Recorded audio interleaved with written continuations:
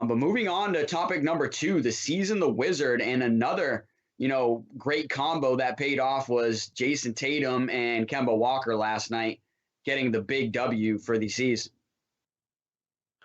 Yeah, you know, most Celtics fans this year have just kind of gotten sick of the Celtics. It's just because we had so many expectations coming into this season. There's two young stars, and Tatum and Brown. You thought Kemba Walker, maybe would be healthy later on in the year. Robert Williams was starting to come into his own. They had a couple of draft picks that they expected a lot out of, and that just hasn't happened. They made a mini move to get Evan Fournier at the deadline. That hasn't, come to fruition. That hasn't helped at all because, he got COVID. He wasn't playing well, then got COVID, and then he's come back and had a couple of decent games. So this Celtics team has been a total disappointment for Celtics fans. I know a lot of other NBA fan bases would love to be the 7th seed in the East right now, but still, this has sort of been this disappointing season for the C's. So they go into this play-in game, which nobody thought they, with their talent, that they should be at this point. But you look at the game in and of itself, and they took care of business. I mean, they didn't have Jaylen Brown. They lose Robert Williams for basically half the game. That means their two bigs are Tristan Thompson, and I forget the big man's name, the other guy that's in there, Cormet, I think his name is. And they don't have any bigs that are that solid. The Thompson actually does what he needs to do, double-digit rebounds. He'd clean up a lot around the glass. But Jason Tatum came through again. He was a superstar last night, scored 50, went to the free throw line, 17 free throw attempts, which is huge for him. And that was the most impressive part of the game is that, they actually came out with a little fire last night. It wasn't the prettiest game or performance from the Celtics, but they actually came out with an edge, played hard, and you had a lot of young guys getting a lot of minutes, Nesmith, Langford, Pritchard, and they made mistakes, but, those young guys are now getting playoff minutes, and I think that's one of the biggest things for this team looking down the road.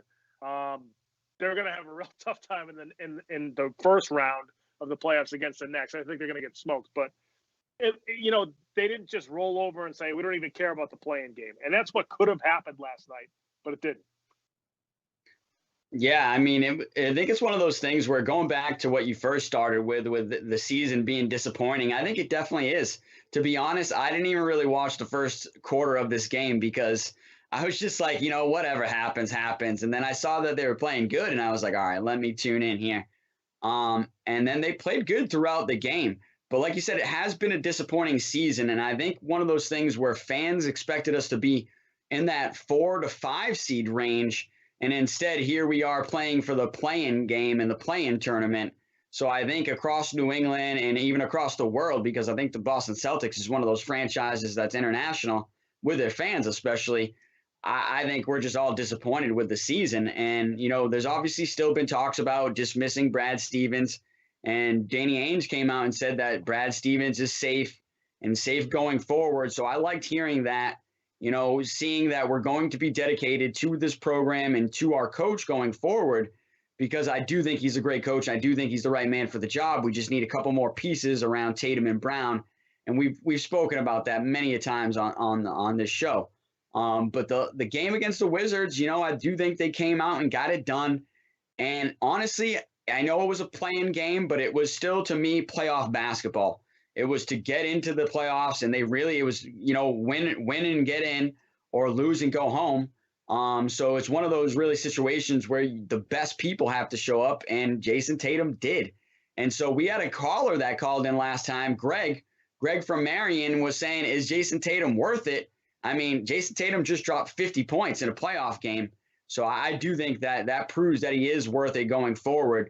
And Kemba Walker showed up, and, I know he's been hurt all season, but it was good for him to show up, hit some shots, and play alongside Tatum, because that's all Tatum really needed with his 50-piece was someone to chip in a little bit. Evan Fournier hasn't been that guy with the trade. Me and you both called that, earlier in the season when the trade happened, that it wasn't going to make us a contender, and I think we've proven that going forward, that he just doesn't really help much.